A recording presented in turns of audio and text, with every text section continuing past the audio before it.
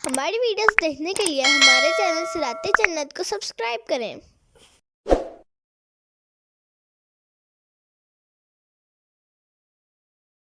فدعا ربه ان هؤلاء قوم مجرمون۔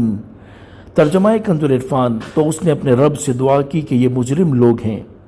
فَأَسْرِ بِعِبَادِي لَيْلًا إِنَّكُمْ مُتَّبَعُونَ۔ تو ہم نے فرمایا کہ میرے بندوں کو راتوں رات لے کر نکل جاؤ، ضرور تمہارا پیچھا کیا جائے گا۔ تفسیر صراط الجنان۔ فرعون اور اس کی قوم نے حضرت موسیٰ علیہ السلام کی اس بات کو بھی نہ مانا اور انہیں جھٹلایا، تو حضرت موسیٰ علیہ السلام نے اللہ تعالیٰ سے دعا کی کہ یہ قبطی مشرک لوگ ہیں اور اپنے کفر پر قائم ہیں، اور تو ان کا حال بہتر جانتا ہے، اس لیے جس چیز کے وہ مستحق ہیں تو ان کے ساتھ وہ فرما۔ فَأَسْرِ بِعِبَادِي لَيْلًا، تو میرے بندوں کو راتوں رات لے کر نکل جاؤ۔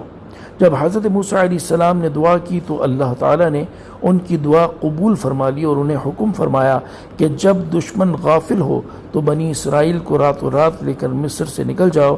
جب فرعون کو تمہارے نکل جانے کی خبر ملے گی تو وہ اپنے لشکروں کے ساتھ تمہارا پیچھا کرے گا تاکہ تمہیں قتل کر دے۔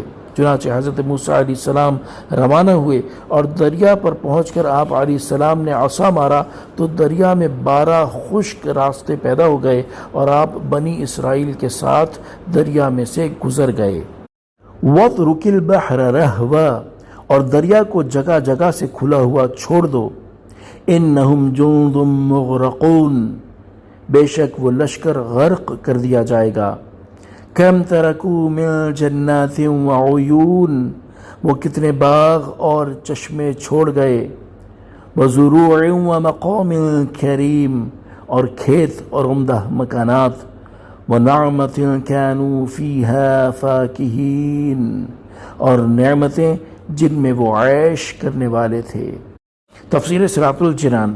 ان آیات کا خلاصہ یہ ہے کہ حضرت موسیٰ علیہ السلام کے پیچھے فرعون اور اس کا لشکر آ رہا تھا۔ اس پر آپ علیہ السلام نے چاہا کہ پھر عصا مار کر دریا کو ملا دیں تاکہ فرعون اس میں سے گزر نہ سکے، تو آپ کو حکم ہوا دریا کو جگہ جگہ سے گزرنے کے لیے کھلا چھوڑ دو تاکہ فرعونی ان راستوں سے دریا میں داخل ہو جائیں، بے شک وہ لشکر غرق کر دیا جائے گا۔ یہ حکم سن کر حضرت موسیٰ علیہ السلام کو اطمینان ہو گیا، اور جب فرعون اور اس کے لشکر دریا میں داخل ہو گئے تو اللہ تعالیٰ نے دریا کے پانی کو ملا دیا جس سے وہ سب غرق ہو گئے، اور وہ کتنے باغ، چشمے، کھیت، آراستہ و پیراستہ، عمدہ مکانات اور وہ نعمتیں جن میں وہ عیش کرنے والے تھے چھوڑ گئے۔ الغرض ان کا تمام مال و متاع اور سامان یہیں رہ گیا۔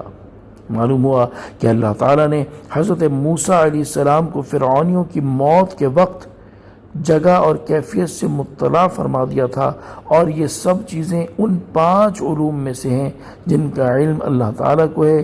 معلوم ہوا کہ اللہ تعالیٰ اپنے مقبول بندوں کو علوم 5 سے بھی نوازتا ہے۔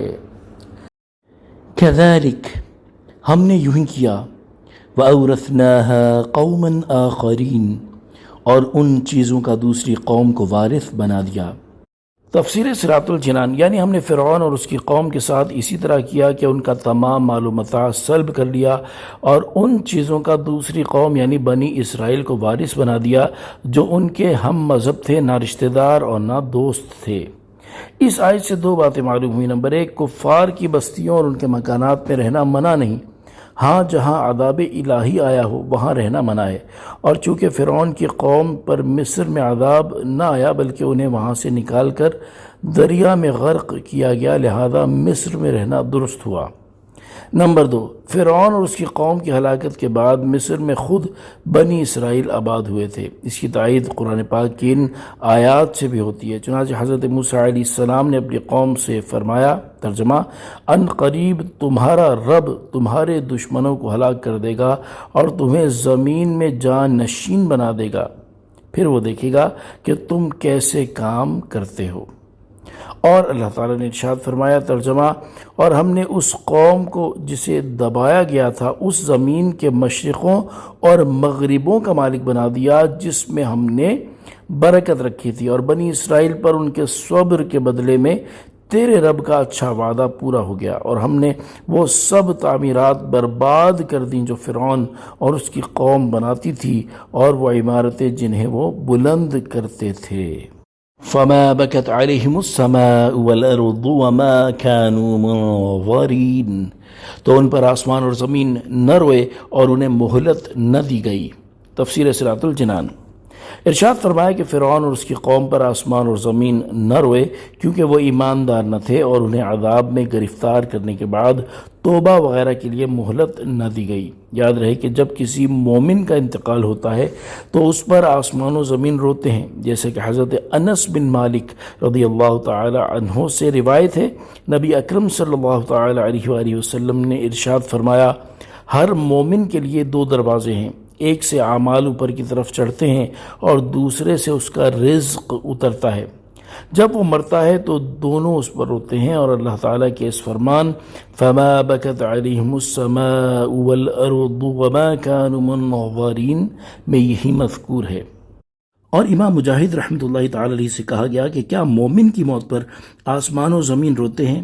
آپ رحمۃ اللہ تعالی علیہ نے فرمایا، زمین اس بندے پر کیوں نہ روئے جو زمین کو اپنے رکوع و سجود سے آباد رکھتا تھا، اور آسمان اس بندے پر کیوں نہ روئے جس کی تسبیح و تکبیر آسمان میں پہنچتی تھی۔